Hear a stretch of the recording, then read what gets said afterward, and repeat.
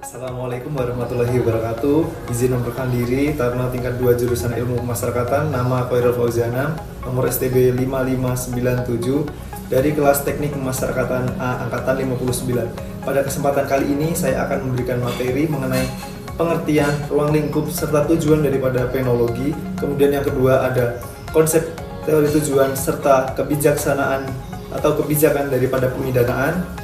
Dan yang ketiga mengenai kelembagaan, regulasi, serta budayanya. Dan yang terakhir keempat mengenai jenis atau macam pidana. Penologi. Secara etimologis, penologi berasal dari bahasa Yunani. Kosakata poiene memiliki arti pemidanaan atau poena memiliki arti kesakitan ataupun hukuman, dan logos yaitu ilmu. Sehingga dapat diartikan bahwa suatu ilmu yang berkaitan dengan pemidanaan ataupun penghukuman. Dan secara terminologis, penologi merupakan ilmu yang mempelajari mengenai sanksi hukum berupa pidana atau ilmu pengetahuan yang mempelajari tentang hukuman.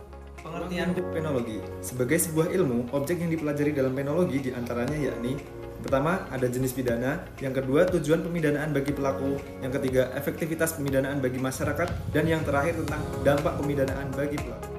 Ruang lingkup. Kemudian berikutnya tentang tujuan penologi. Yang pertama, untuk menjawab tujuan daripada pemidanaan, dan yang kedua mengenai pengaruh pemidanaan bagi pelaku kejahatan dan juga masyarakat. Yang ketiga, supaya bisa memahami tugas polisi, jaksa, penuntut umum, hakim, serta advokat dalam mewujudkan peradilan pidana yang objektif dan terpadu. Kemudian lanjut mengenai pembahasan berikutnya, yakni tentang konsep, teori, serta kebijakan pemidanaan dalam ranah hukum pidana. Mengenai konsepnya sendiri, pemidanaan adalah proses penjatuhan sanksi atau penderitaan oleh negara melalui pengadilan kepada seseorang yang telah terbukti secara sah dan meyakinkan melakukan tindak pidana. Lanjut mengenai kebijakan pemidanaan. Negara memiliki upaya rasional dalam menetapkan, menerapkan, dan melaksanakan hukum pidana untuk mencapai tujuan perlindungan masyarakat atau social defense dan kesejahteraan masyarakat atau social welfare. Ada 3 tahapan utama. Tahap pertama yakni tahap formulasi atau kebijakan legislatif, yakni tahap pembuatan undang-undang di mana jenis pidana dan ancaman hukumannya ditetapkan oleh lembaga legislatif. Yang kedua ada tahap aplikasi kebijakan yudisial, tahap di mana hakim menjatuhkan putusan atau vonis kepada terdakwa berdasarkan fakta di persidangan. Dan yang terakhir ada tahap eksekusi atau kebijakan eksekutif, tahap pelaksanaan hukuman oleh aparat pelaksana pidana seperti pihak eksekusi yakni lembaga pemasyarakatan. Hal-hal tersebut merupakan fondasi utama dalam memahami bagaimana sistem peradilan pidana bekerja untuk menyeimbangkan antara hak asasi manusia, keadilan bagi korban, serta ketertiban untuk umum. Selanjutnya, kelembagaan, institusi yang berkaitan dengan proses pidana diantaranya ialah yang pertama kepolisian berperan dalam melaksanakan penyidikan, lalu kejaksaan berperan dalam penuntutan umum, kehakiman berperan sebagai penyelenggara peradilan, baik pemeriksa, pemutus perkara. Advokat berperan sebagai konsultan, bantuan hukum dan pemasyarakatan berperan untuk melaksanakan pembinaan, pembimbingan narapidana. Regulasi pada UU Kepolisian UU No.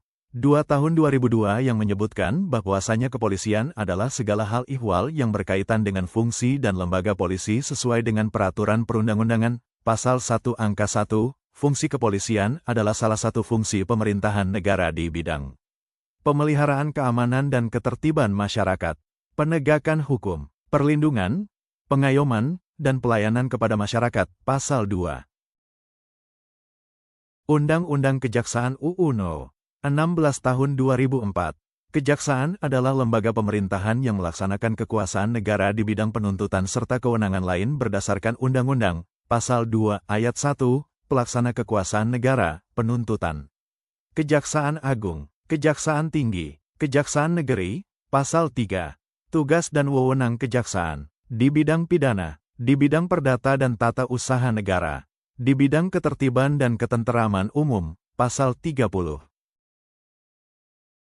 Lanjut ke Undang-Undang Kehakiman, UU Nomor 48 Tahun 2009. Kekuasaan kehakiman adalah kekuasaan negara yang merdeka untuk menyelenggarakan peradilan guna menegakkan hukum dan keadilan berdasarkan Pancasila dan UUD NRI tahun 1945, demi terselenggaranya negara hukum RI, Pasal 1 Angka 1.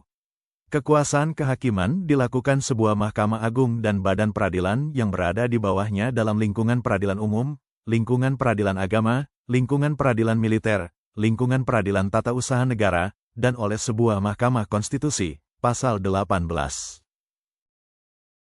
Lanjut pada regulasi. UU Pemasyarakatan, UU Nomor 22 Tahun 2022. Pemasyarakatan adalah subsistem peradilan pidana yang menyelenggarakan penegakan hukum di bidang perlakuan terhadap tahanan, anak, dan warga binaan. Pasal 1 Angka 1, sistem pemasyarakatan adalah suatu tatanan mengenai arah dan batas serta metode pelaksanaan fungsi pemasyarakatan secara terpadu. Pasal 1 Angka 2. Fungsi pemasyarakatan pelayanan, pembinaan, pembimbingan kemasyarakatan, perawatan, pengamanan, dan pengamatan. Pasal 4. Baik, lanjut pada budaya hukum. Budaya hukum adalah keseluruhan dari sikap-sikap warga masyarakat yang bersifat umum dan nilai-nilai dalam masyarakat yang akan menentukan. Menurut Sacipto Raharjo, budaya hukum merupakan nilai-nilai dan sikap-sikap masyarakat yang dapat mempengaruhi bekerjanya hukum. Sementara menurut Tubagus Roni Rahman Nitisbakara, budaya hukum adalah subudaya yang bertalian dengan penghargaan dan sikap tindak manusia terhadap hukum sebagai realitas sosial. Misalnya, mematuhi atau melanggar hukum, baik kepada peraturan, ketentuan yang berlaku maupun kepada aparat penegak hukum. Menghormati atau tidak menghormati HAM, menghargai hak asasi sesama warga masyarakat, memenuhi hak korban tindak pidana, melindungi hak pelaku atas proses peradilan yang objektif sesuai hukum, dan sebagainya. Lanjut ke jenis-jenis pidana. Jenis pidana dibagi menjadi pidana pokok dan pidana tambahan. Pidana pokok atau hukuman utama diantaranya adalah pidana mati, yang merupakan bentuk hukuman terberat berupa pencabutan nyawa terpidana. Dalam hukum modern Indonesia, ini sering dijadikan pidana bersifat khusus sebagai upaya terakhir atau ultimum remedium. Kemudian ada pidana penjara, yakni perampasan kemerdekaan dengan menempatkan terpidana di lembaga pemasyarakatan. Biasanya dikenakan bentuk tindak pidana kategori kejahatan berat dengan durasi waktu tertentu atau seumur hidup. Kemudian ada pidana kurungan, yakni perampasan kemerdekaan yang lebih ringan dari penjara, biasanya dikenakan untuk tindak pidana pelanggaran atau kejahatan ringan. Tempatnya bisa berbeda dan durasinya relatif lebih singkat, maksimal 1 tahun, kecuali ada pemberatan. Lanjut, pidana denda, merupakan sanksi berupa kewajiban membayar sejumlah uang kepada negara. Jika tidak dibayar, biasanya diganti dengan kurungan atau penyitaan aset. Lanjut ke pidana kerja sosial. Jenis pidana baru di KUHP nasional, di mana pelaku melakukan pekerjaan bermanfaat bagi masyarakat tanpa upah, sebagai alternatif pidana penjara jangka pendek.